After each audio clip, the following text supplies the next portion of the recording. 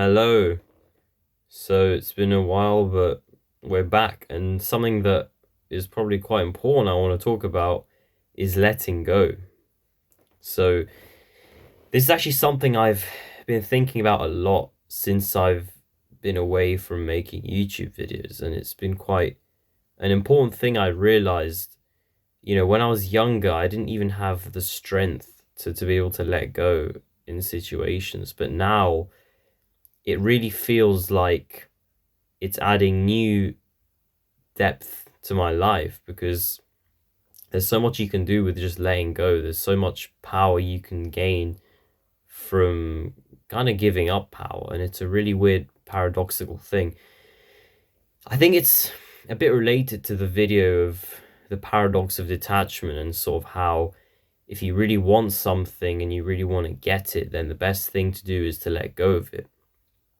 And this is really hard for people to do. And for a long time, even now with a lot of things, it's hard for me to do, right? It's not easy to let go at any stage of development because it's like the opposite of what your sense of self wants. And this has obvious applications though, if you wanna, get girls or something, right? You have to be let fearless. But then how do you become fearless if you're so attached and you're so worried about how you act and what people think of you, right? And you can see it's very interesting. If you want to exude a certain degree of confidence, then you have to be detached from the outcome of a situation. And of course, as I already mentioned, we don't do it because it's hard, right? It's painful, and it's like every ounce of yourself is against letting go. And also, just to do the work of letting go, just sitting down and meditating, right? However many minutes or hours a day is already itself difficult. And so, let alone, doing just the bare minimum practice, trying to then tell someone or get myself to let go in specific situations where you're feeling really fearful and you don't want to let go is even harder. It's like almost impossible a lot of the time, right? You're so wrapped up in your fear that it just you really don't want to let go. And so, that's why we don't do it. And that's especially why we don't do it when we really don't feel like we want to do it. But you can build up the strength to let go over the years. And that's something that I was talking about, right? I was always very attached and it was just too hard. It wasn't even in my frame of mind. I always knew what letting go was in this kind of technique, but it was just too difficult. It was too mentally difficult for me and too painful. And sometimes, I had this experience where I was, go-karting and I just sort of maintained like some awareness. And I realized how much fear there is. Like, it's like I saw the ego like face to face, your sense of self and your just extreme level of fear. Like, what if I crash? What if I do this? What if I do that? Right?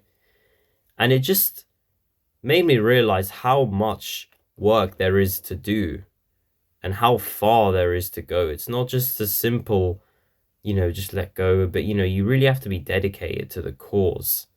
Every day let go, let go, let go, and you won't even see results. You'll be painful, you'll have just fear, periods of existential pain, crises, and very slowly it's like the boom and bust cycle. You slowly move up and then eventually, maybe you achieve a better state of mind than you had before. But until then, it can be really painful and daunting.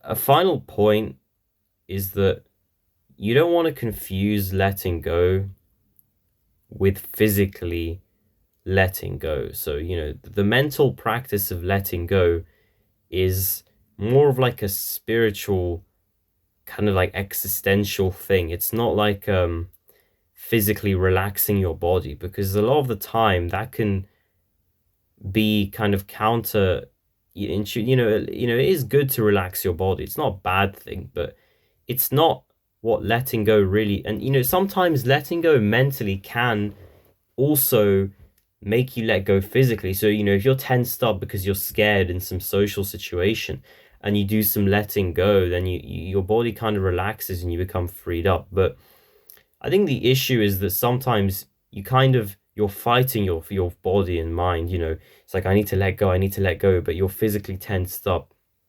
And so you need to let go of your physical tension as well, right? Let go of whatever you're doing. That doesn't mean stop doing it. That just means be apart from it, right? And this is the thing, it's quite a tricky and complicated topic to explain. It's not a simple, straight idea, right? It's kind of metaphorical to a large extent.